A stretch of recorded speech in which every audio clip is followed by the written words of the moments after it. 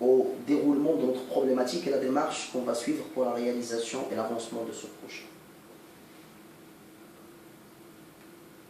Alors, premièrement, le nettoyage et la désinfection. Le nettoyage et la désinfection a pour objectif dans toute industrie d'éliminer toutes les traces de production qui ont été réalisées sur une ligne ou bien un équipement. Ça reste un nettoyage et donc ça n'assure pas, on va dire, la désinfection d'une installation qui est une opération qui va venir par la suite. Donc le nettoyage a pour rôle d'enlever des traces de matière organique, etc. de la ligne et par la suite on va passer à la désinfection qui peut être soit chimique ou thermique et dont l'objectif étant de réduire la charge bactérienne et désinfecter l'installation. Dans le cas de cette ligne-là, qui n'est pas une ligne UHT, on va nettoyer, puis on va saniter.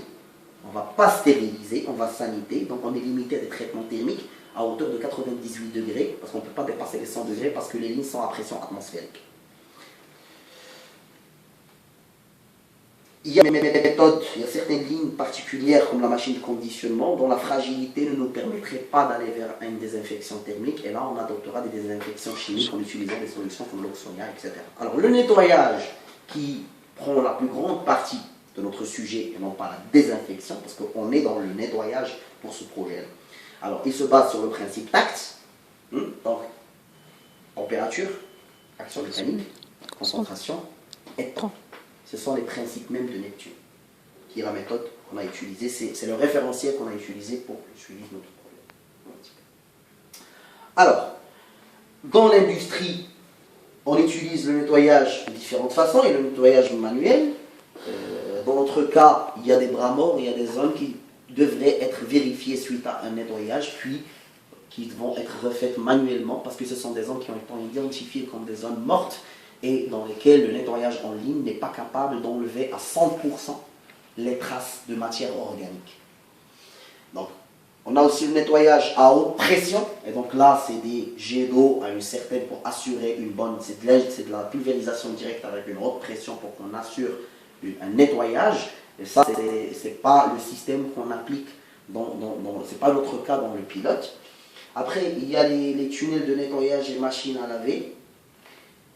Ça, c'est plutôt pour les casiers et pour les etc.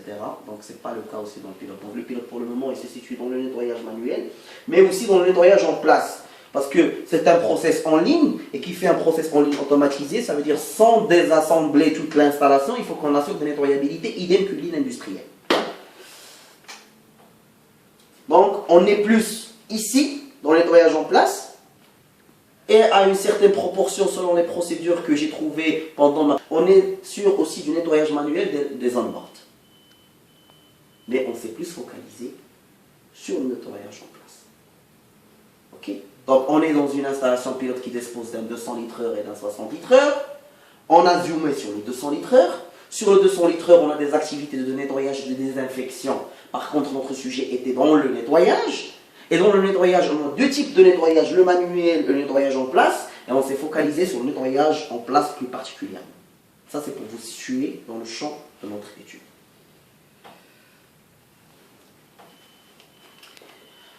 Un nettoyage en place est une opération qui nécessite une installation qui va assurer la régularité de notre tact. La température, l'action mécanique, la concentration et le temps. Ici sur ce slide, vous pouvez voir le plan de l'installation de NEP, du centre R&D, qui dispose de 4 réservoirs. Le premier étant le réservoir de la soude préparée diluée, qu'ils reçoivent à l'état concentré, puis grâce à une ligne de préparation, ça permet que la cuve soit diluée à la concentration cible, en milliers Siemens en lecture, mais aussi en concentration en tant que norme. L'acide, idem, on le reçoit en tant qu'acide concentré, puis on a un réservoir d'acide dilué qui va alimenter la ligne objet de nettoyage. On a une eau, un réservoir d'eau de sanitation, pour lequel l'installation va permettre d'atteindre une température de 98 degrés avant l'envoi vers les lignes pour assurer sa sanitation. Et donc là, on est dans la désinfection.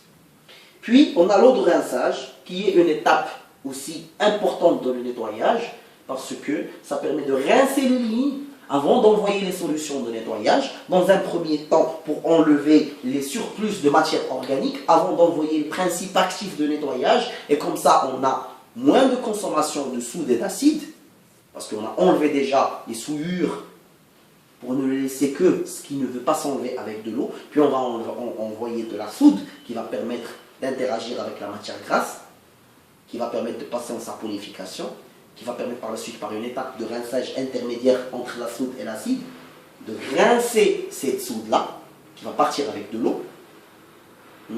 Puis l'excédent de soude, on va l'attaquer avec de l'acide dans une autre phase qui permettrait que cette soude et l'acide y ait une neutralisation, formation de sel, et par conséquent, elle va être balayée avec une autre eau de rinçage. Donc un programme de NEP selon cette séquence, une NEP totale et complète, elle commence par un rinçage, puis une phase soude, puis un rinçage intermédiaire, puis une phase acide, puis un rinçage final. Un rinçage acide, puis un rinçage final. Voilà. Donc ça, c'est les séquences du NEP. Alors, cette ligne-là, comme vous pouvez la voir, elle dispose d'une ligne d'envoi sur toutes les pieds de cuve, avec une pompe et un échangeur qui, lui, va assurer, et dans le mode recirculation, une préparation de la cuve, en termes de température, mais aussi en termes de concentration, en ayant deux lignes qui tirent l'acide concentré et la soude concentrée, mais aussi, dans le cas, quand la soude ou l'acide ou l'eau de rinçage et l'eau de stérilisation ils sont prêts à la température et la concentration voulue, cette pompe va assurer via un système de vannes à 3 voies un envoi vers les différentes lignes et cuves à nettoyer. Et je spécifie ligne et cuve parce que les programmes de nettoyage et le fonctionnement d'une NEP sur une cuve est différent pour le cas d'une ligne. Et on va voir ça, on va l'expliquer par la suite. Alors, ce qui fait que chaque programme, et on va le voir, il se passe en deux étapes. La première étape étant l'étape de préparation du réservoir en concentration et température. Et la deuxième étape étant l'envoi. Et ça va être la deuxième partie de notre projet, parce qu'on a travaillé sur ça pour faire une bonne optimisation pour le centre. Ici, on est en train de voir le cas d'un nettoyage de cuve, qui est le cas plus compliqué par rapport à un nettoyage de ligne, juste pour expliquer un petit peu la nuance entre les deux. Une ligne étant un nettoyage en ligne, la pompe d'envoi assure en même temps le retour vers la NEP. On envoie et on est toujours dans une ligne, donc on pousse et ça fait le tour et ça revient vers la NEP pour faire un circuit fermé avec le réservoir soude ou bien avec le réservoir acide ou bien avec les autres étapes de la NEP. Donc la NEP, elle n'envoie pas à flux perdu, il y a un retour, ce qui permet une économie et réutiliser les solutions. Dans le cas des cuves qui est présenté ici, c'est un cas qui est différent où la pompe d'envoi NEP ne peut pas assurer un retour parce qu'on envoie dans une cuve et cette cuve là, elle est à pression atmosphérique, premièrement, ce qui fait que s'il n'y a pas une pompe de retour, le niveau va augmenter au niveau de la cuve. Ce qui n'est pas recommandé, parce que pour nettoyer conformément une cuve, il faut qu'elle soit toujours à niveau bas. Donc pendant les NEP, il y a une deuxième pompe sous toutes les cuves qui démarre en même temps avec la pompe d'envoi et qui assure un retour. Et qui maintient un niveau bas. Donc ce cas est un cas non conforme. C'était le cas conforme. En l'absence de pompe, tu auras un bloc. Ça va se remplir, c'est pas conforme.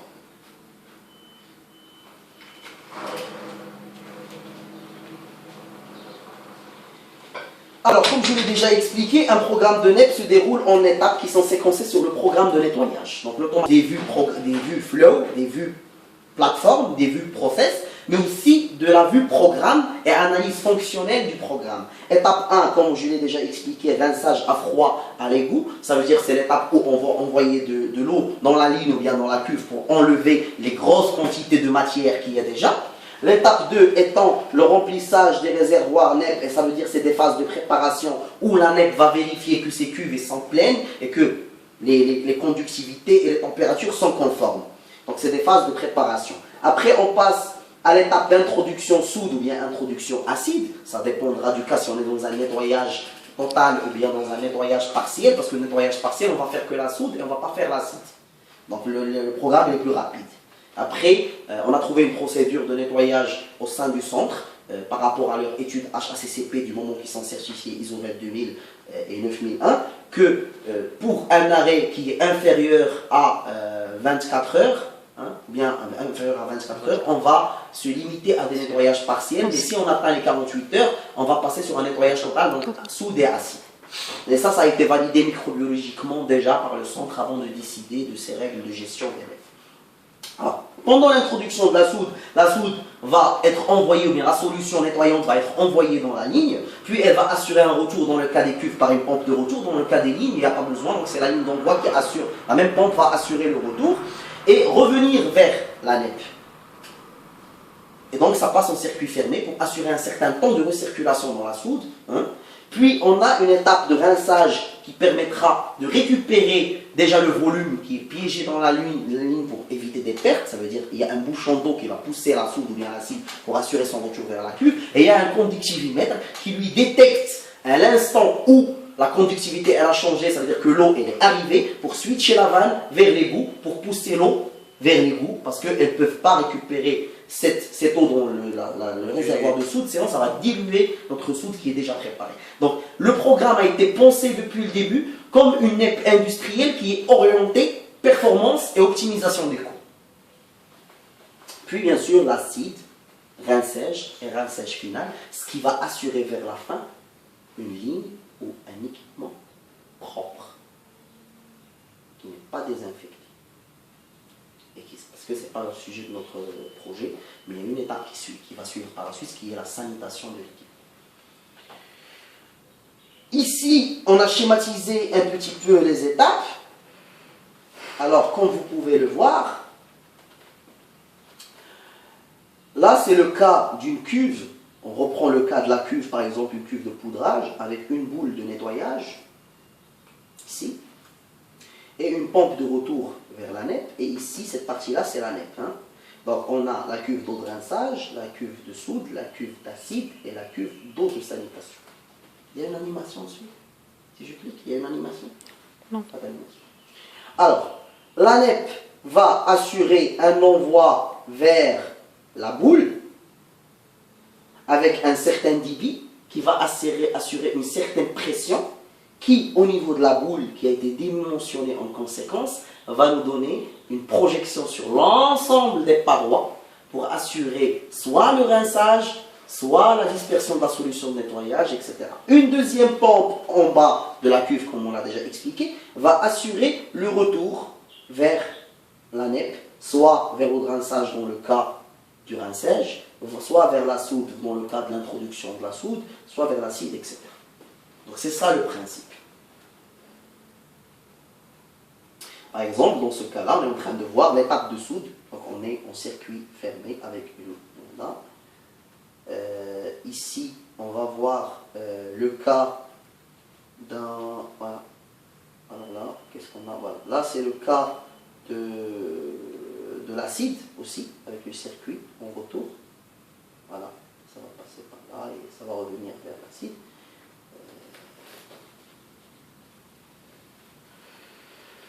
Alors, ainsi, on a décidé de suivre la démarche suivante pour avancer sur le projet.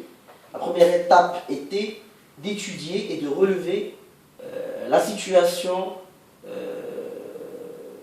des différents programmes de nettoyage de la plateforme 200 litres heure pour qu'on puisse avoir une évaluation de la conformité par rapport à la méthode Neptune, ou bien à la norme interne. Après,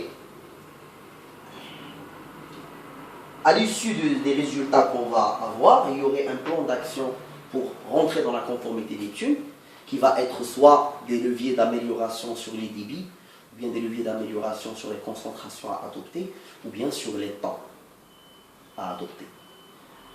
Et là, ça va être soit des cas où on est en dépassement, on est en surqualité, et donc c'est des coûts évitable, soit on est en non-conformité carrément dans l'autre sens, et on a des sous-traitements ou des sous-nettoyages qu'il faut redresser pour avoir la meilleure sécurité sur le plan food safety, parce que la nettoyabilité, comme on a dit au début, est un prérequis pour être au rendez-vous des attentes food safety d'un produit chimique.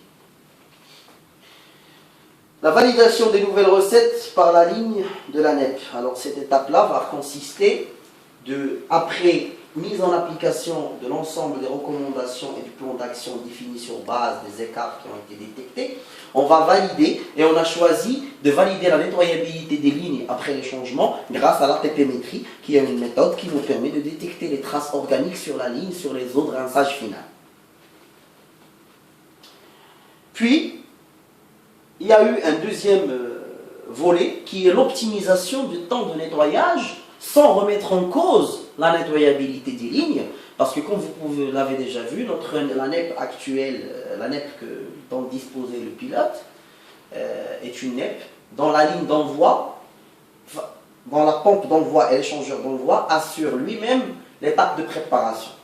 Et ce qui fait qu'à chaque nettoyage, il y a une étape 10 à 20 minutes de perte de temps pour préparer les solutions. Alors, l'équipe a pensé à transformer cette NEP en une NEP instantanée. Ça veut dire la cuve d'acide, la cuve de soude et la cuve d'eau de salitation, qu'ils aient chacune leur propre ligne de recirculation, indépendamment de la ligne d'envoi, qui permet à chaque cuve d'être prête tout le temps. On passe d'une NEP avec phase de préparation à une NEP instantanée. Et donc, ça permettrait d'impacter, à titre d'exemple, une NEP qui prenait 45 minutes avant, on pourra la faire passer de cette façon-là à 20 minutes. Et donc, c'est une réduction du temps d'ouverture de la NEP de 50% avec une meilleure efficacité. Et bien sûr, le travail d'optimisation va être soldé par une étude technico-économique qu'on va voir aussi. Alors, ici vous pouvez voir le Gantt du projet en globalité. Donc on s'est fixé de réaliser l'ensemble de ces objectifs-là en moins de 4 mois, en synthétisant cela en 10 étapes, allant de l'intégration des équipes de production du pilote à travers des réunions de sensibilisation et de partage pour essayer de collecter le plus grand nombre d'observations et de recommandations. Donc c'était un vrai brainstorming terrain, donc avec des discussions, etc., où et qu'on va mettre en place prennent en considération l'ensemble des contraintes opérationnelles, financières, mais aussi exigences Neptune. Et on a ciblé une fin projet avec une clôture pour le 31 mai, différentes étapes logiques que vous pourriez, on va dire, voir en détail dans le rapport du projet. Maintenant, on va passer à la partie pratique du projet, qu'on ne va pas détailler en totalité, mais avec le choix de certains exemples pour qu'on essaie de vous expliquer la démarche proprement dite. Techniquement, comment on a procédé. Partie pratique du projet. Alors, Neptune, donc c'était notre référentiel et on avait des objectifs à atteindre en termes de concentration, de temps, d'action mécanique et de température, mais aussi des exigences par rapport aux équipements, le dimensionnement et l'engineering des équipements pour qu'ils puissent favoriser un bon nettoyage. Donc un équipement conforme n'est pas un équipement qui permet de faire une opération technologique, mais il doit être capable de faire l'opération technologique et être nettoyable. Parce qu'on peut avoir une bonne NEP, mais l'équipement n'est pas nettoyable. Donc ça rentre dans la partie dimensionnement et engineering avant même l'acquisition d'un équipement. Donc tact, comme on l'a déjà expliqué. Température. Alors, ici on a fait une petite synthèse des exigences Neptune sur la température. On a essayé de synthétiser nos objectifs. Par exemple, pour la soude, il y a un objectif à 85, donc l'optimum de l'action de la soude, elle est à 85 degrés.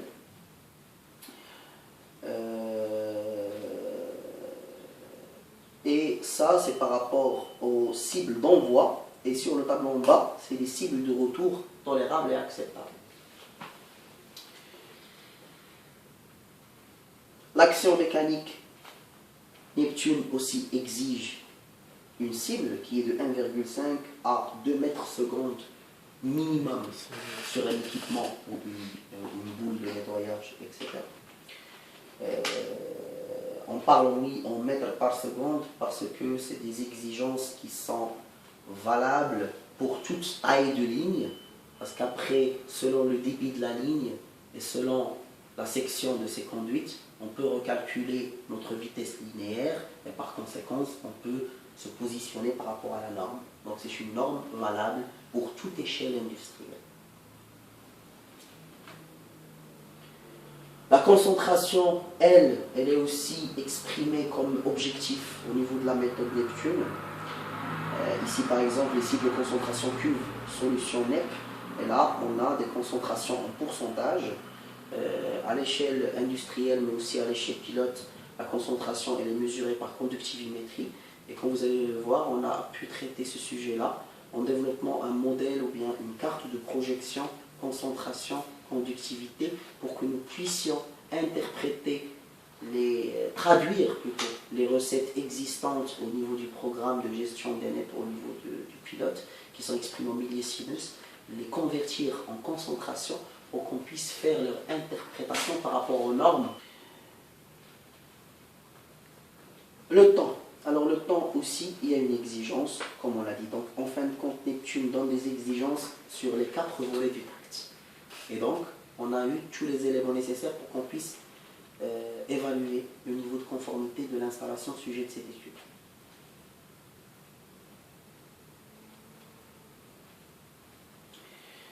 Ainsi, nous avons divisé l'installation, et à titre d'exemple, en sections, comme elle est déjà. Par exemple, là, on est en train de traiter le cas de la section A, qui est la section de poudrage, qu'on a divisé en sous-programmes de nettoyage. Par exemple, vous avez le TR1, le TR2, le TR est en étape, et en plus en étape de nettoyage.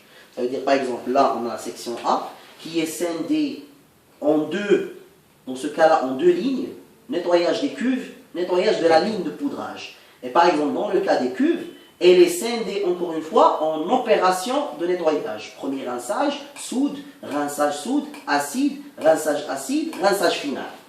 Ce qui nous permettrait d'évaluer les débits par étape nettoyage, par équipement, par section. Donc ça, c'est juste une partie, à titre d'exemple, du travail, mais le travail il prend plus de détails que vous pouvez consulter dans le rapport. Ce qui nous a permis de relever le pourcentage de pompe utilisé dans les recettes actuelles, le débit conséquent affiché sur le débitmètre au niveau de la pompe d'envoi, mais aussi le débit sur la ligne et l'équipement affiché par le débitmètre sur la ligne sujet de ce nettoyage.